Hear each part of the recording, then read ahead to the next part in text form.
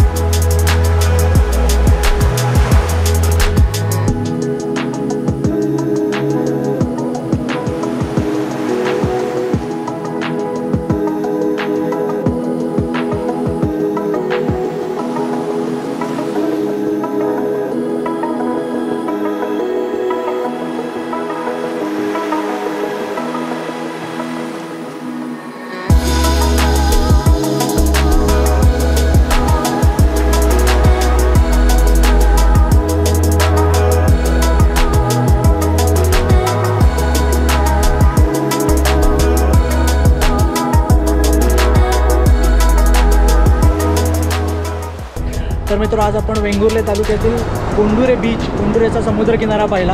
अतिशय शांत आणि सुंदर स्वच्छ असा समुद्रकिनारा आहे हा। खूप कमी प्रमाणात पर्यटक इथे येतात, त्याच्यामुळे हा स्वच्छ राहिलेला आहे।